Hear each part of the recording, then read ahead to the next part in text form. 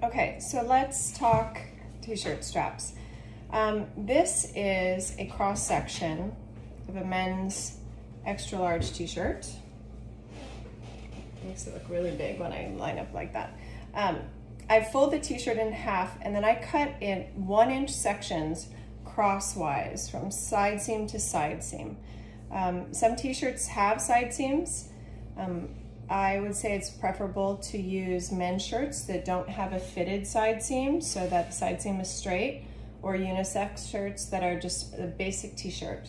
And if there's printing on it, then it often makes the strap not usable.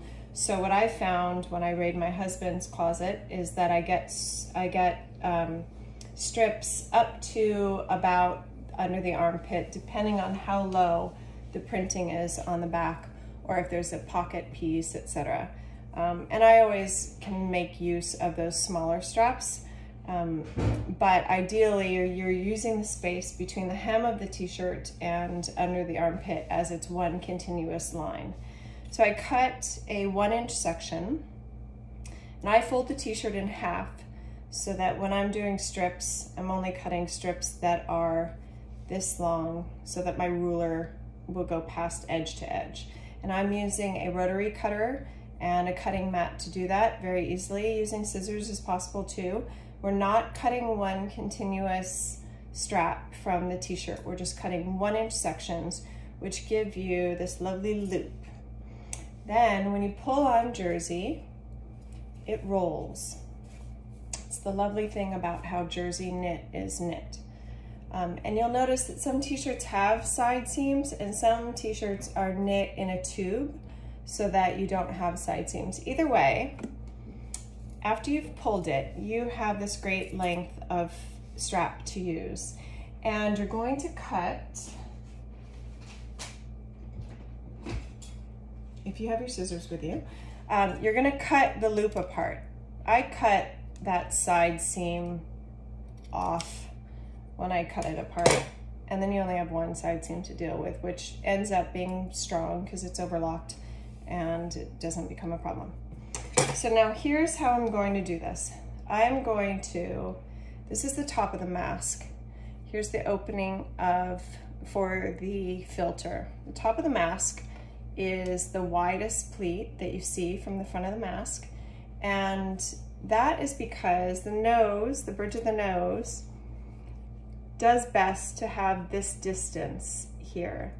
When they're upside down and the pleats go downwards, the nose does not have as much of a distance to fit, and you have the pleat opening up towards the face rather than away from the face, which gives space to be able to breathe while you're wearing it. This will be more evident on some faces versus other faces because we're all shaped differently. So you may not have noticed if you've been wearing your mask upside down. I have many family members who still do. Now I'm going to pull the strap through the channel with the ends towards the top. So that's on one side. You can do this with a safety pin and ease it through the channel, or if you have a spaghetti turner like this, it's the easiest way to do it. It's the only part of the process that can be difficult. This specific mask, I did not have enough to have it overlap inside, so it's harder to find that path. And this is where I'm eating my own words, but it is the reason why I make the channel strips 2 inches by 8 inches, because when it overlaps on the inside, you don't have an issue with it catching when you're pulling your turner through or you're pulling your strap through. Anyhow, now I'm going to pull that second end through towards the top of the mask once again. And now it looks like this.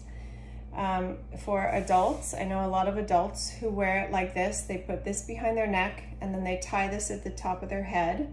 And when they take it on and off throughout the day, they leave it to hang.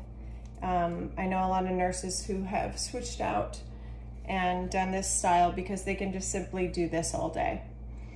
The way that we are going to tie this is going to allow kids to be able to take it on and off, but they're going to be ear loops. So you're going to take the loose end and you're going to tie a knot around the bottom part of the strap. So you're going to go under, and then you want to go around the back of the ear, through that loop, and tie a knot that way.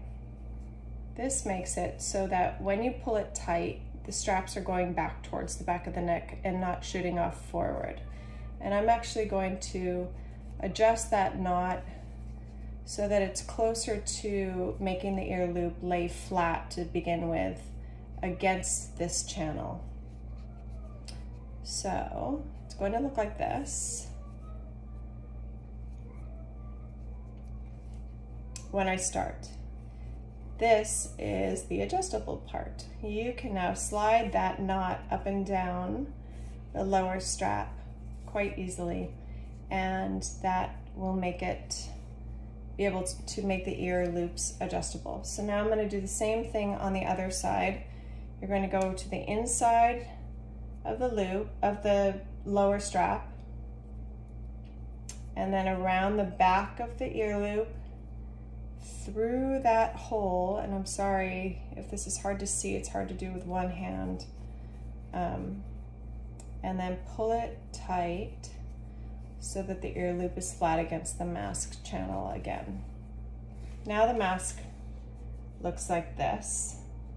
Then I tie these ends together in a square knot so they don't come apart, which means right over left, and now left over right, or vice versa.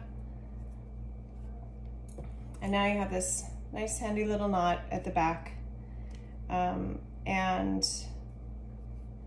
your mask looks like this. So when kids go to put it on, their parents can help them put it on in the morning, but they can put it on and take it off themselves all day long, quite easily. And there we go. We've got our t-shirt straps. We need to start collecting t-shirts. The minimal amount of printing, screen printing, the better. And it's a good way to add color to these masks that these keiki will be wearing all day long. And that's it. If you have questions, please feel free to PM me. This is what it looks like. And there we go.